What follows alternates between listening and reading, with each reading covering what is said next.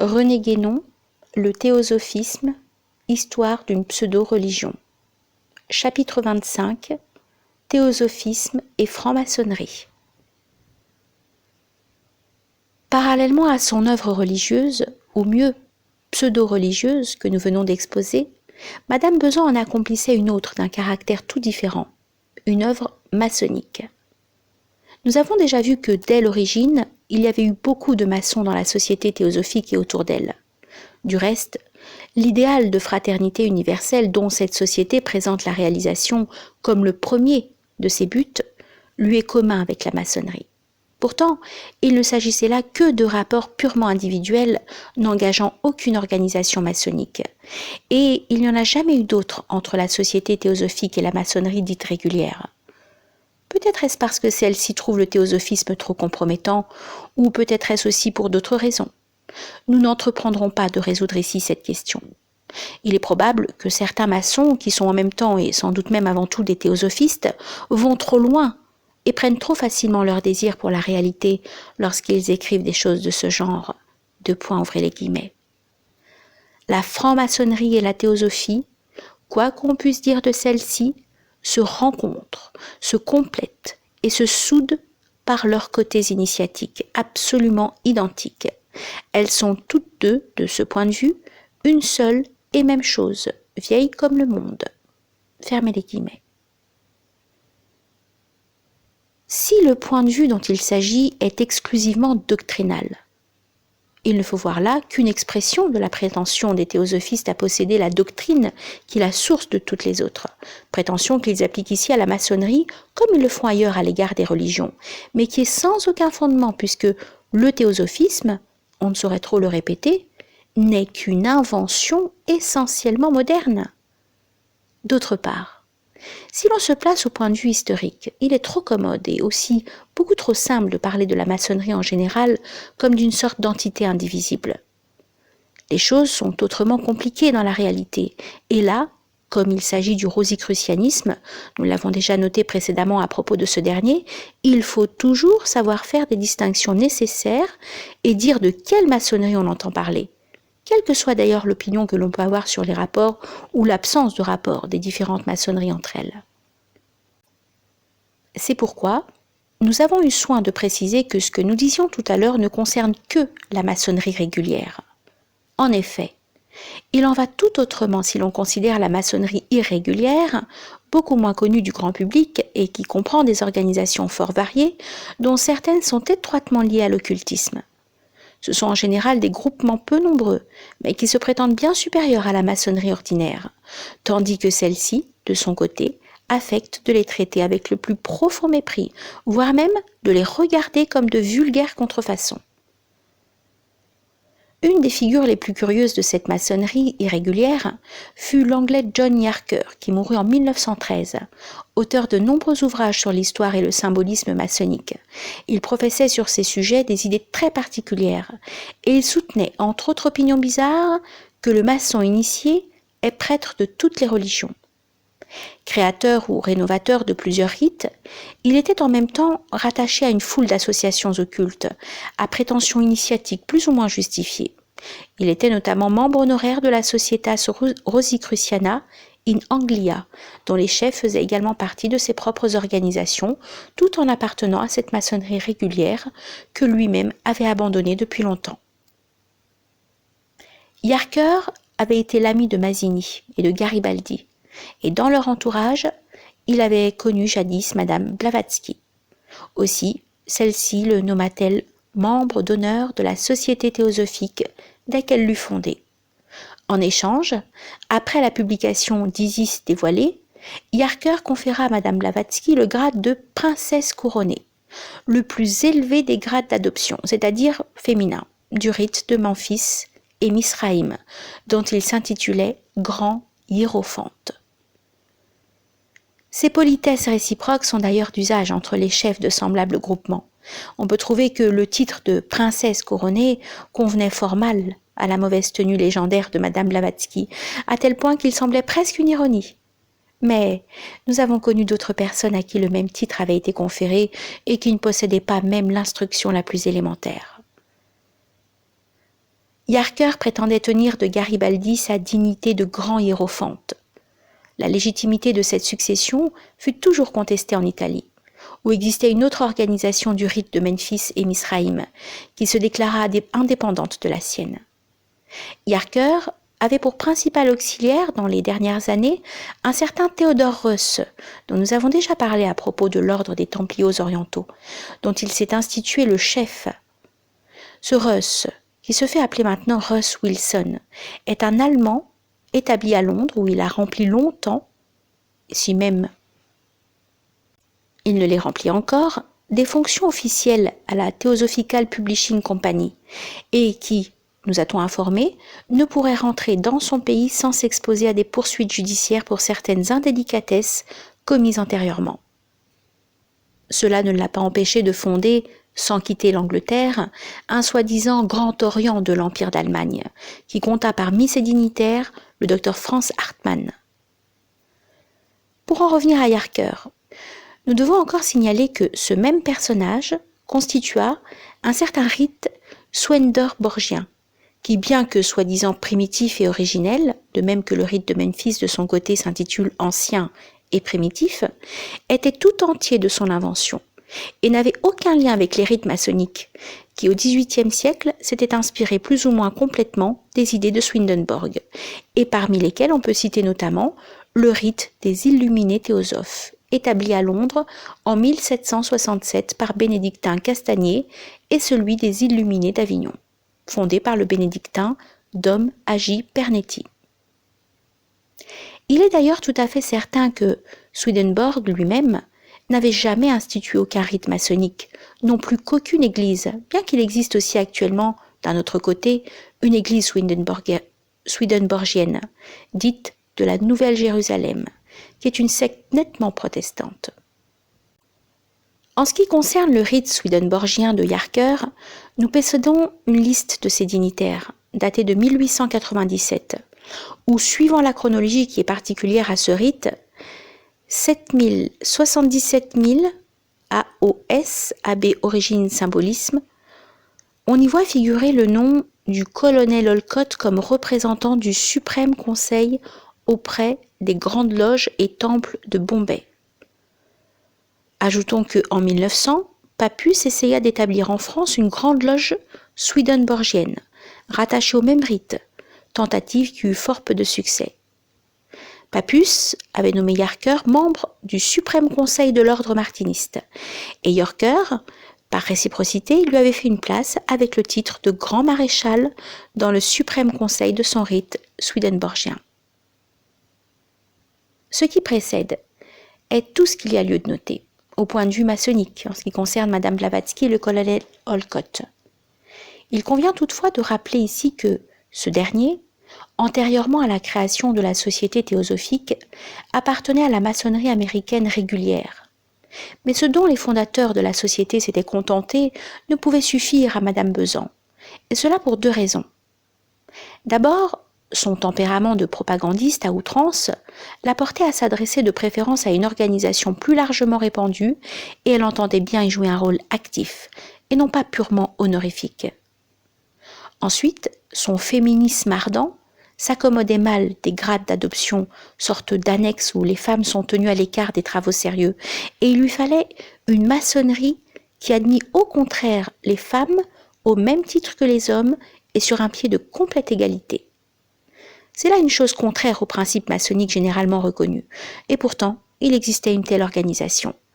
C'était la maçonnerie mixte fondée en France en 1891 par Maria Derem et le docteur Georges Martin, et connue sous la dénomination du droit humain. Maria Derem, qui fut en son temps une des dirigeantes du mouvement féministe, avait été initiée en 1882, contrairement aux constitutions, par la loge Les Libres Penseurs du PEC, qui relevait de la grande loge symbolique écossaise. Cette initiation fut déclarée nulle, et la loge où elle avait eu lieu fut mise en sommeil pour ce fait. Mais quelques années plus tard, le docteur Georges Martin, ancien conseiller municipal de Paris et ancien sénateur de la Seine, qui, comme homme politique, se fit connaître surtout par son insistance à réclamer le droit de vote pour les femmes, et qui avait vu échouer tous ses efforts pour faire admettre celle-ci dans la maçonnerie régulière, s'associa avec Maria Derem pour fonder une maçonnerie nouvelle, qui ne fut naturellement reconnue par aucune des obédiences déjà existantes, ni en France, ni à l'étranger. Maria Derem mourut en 1894. Après elle, c'est Madame Georges Martin qui fut placée à la tête de la maçonnerie mixte, laquelle était alors uniquement symbolique, c'est-à-dire ne pratiquait que 3 degrés. Par la suite, on y introduisit les hauts grades, suivant le système écossais en 33 degrés. Et en 1899 fut fondé le Suprême Conseil universel mixte, qui en est depuis lors le pouvoir directeur. Ce suprême conseil est réputé pour son autocratie qui, en France, provoqua un schisme en 1937. En 1913, une partie des loges formèrent une nouvelle obédience indépendante, appelée Grande Loge Mixte de France, ne reconnaissant plus que les 3 grades symboliques, ainsi que cela avait lieu à l'origine. Cependant, la maçonnerie mixte s'est répandue peu à peu dans divers pays, notamment en Angleterre, en Hollande, en Suisse et aux États-Unis. Une première loge anglaise fut consacrée à Londres le 26 septembre 1902 sous le titre de Human Duty, le devoir humain, tandis que les loges françaises portent toute la dénomination uniforme du droit humain, suivie simplement d'un numéro d'ordre. C'est dans cette maçonnerie mixte qu'entra Madame Besan, et là, comme dans la société théosophique, elle obtint rapidement les plus hauts grades et les plus hautes fonctions.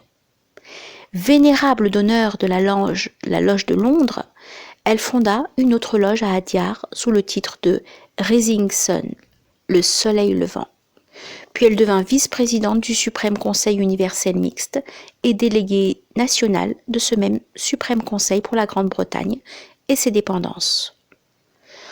En cette dernière qualité, elle organisa la branche anglaise sous le nom de comaçonnerie et elle parvint à lui donner un grand développement, avec une certaine autonomie. Les concessions qu'elle obtint du Suprême Conseil pour réaliser cette organisation comme elle l'entendait sont peut-être la preuve la plus évidente de l'influence considérable qu'elle a su acquérir dans ce milieu. Elle donna à sa branche des statuts qui, sous prétexte d'adaptation à la mentalité anglo-saxonne, furent sensiblement différents de ceux qui étaient et sont encore en usage dans la branche française. Ainsi, elle y rétablit toutes les anciennes formes ritueliques qu'a toujours conservé avec soin la maçonnerie anglaise et américaine, notamment l'usage de la Bible dans les loges, et aussi la formule « à la gloire du grand architecte de l'univers » que la Grande Orient de France a supprimée en 1877 et que la maçonnerie mixte française remplace par « à la gloire de l'humanité ». En 1913, la comaçonnerie britannique avait à sa tête un grand conseil, dont la grande maîtresse était naturellement la S. Annie Besant, assistée de la S.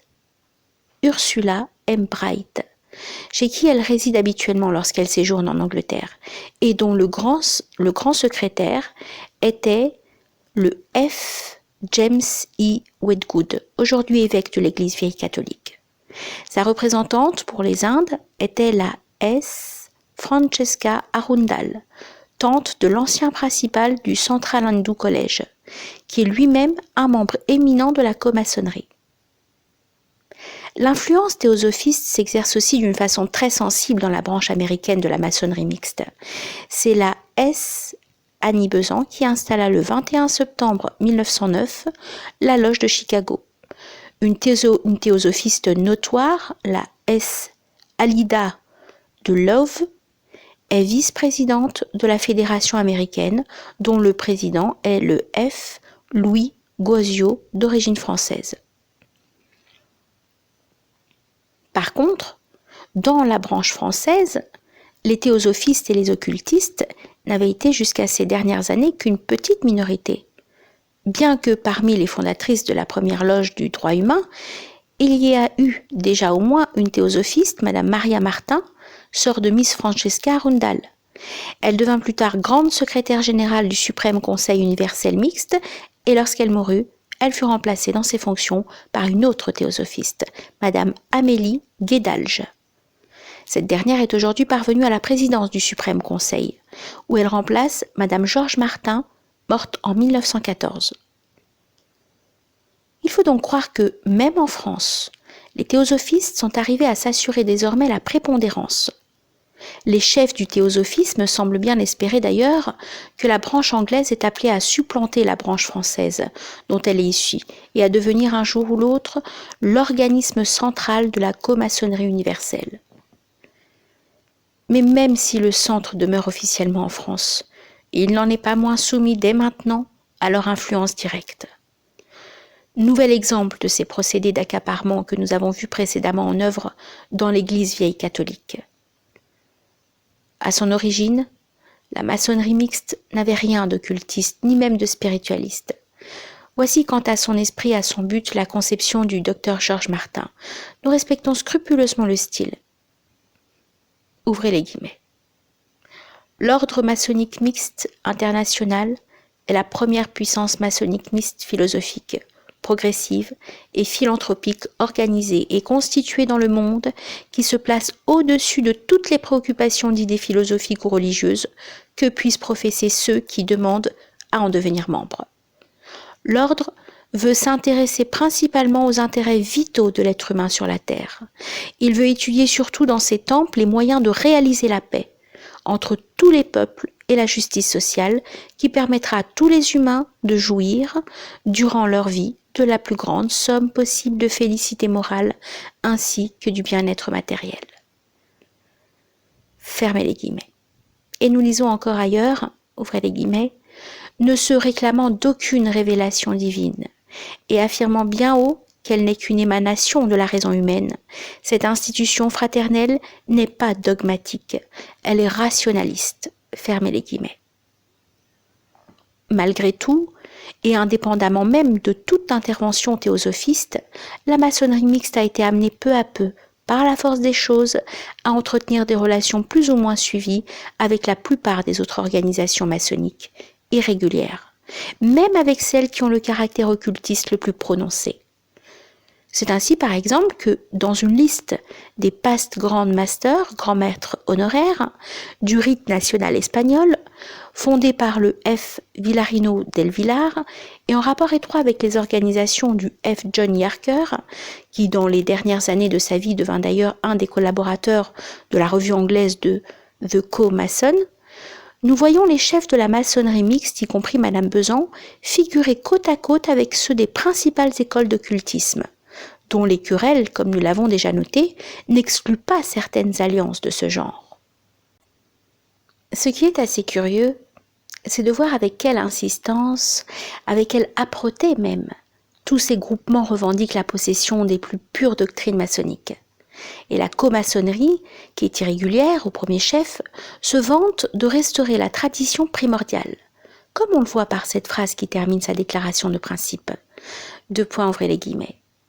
La comaçonnerie universelle rétablit la coutume immémoriale d'admettre sur le pied d'égalité les hommes et les femmes au mystère desquels est dérivée la franc-maçonnerie, fondée sur la fraternité, la vérité et la pratique de toutes les vertus morales et sociales. Fermez les guillemets. Du reste, c'est une habitude constante de tous les schismes et de toutes les hérésies, dans quelque ordre que ce soit, de se présenter comme un retour à la pureté des origines. Le protestantisme lui-même ne veut-il pas se faire passer pour une manifestation du pur esprit évangélique tel qu'il était au temps du christianisme primitif ?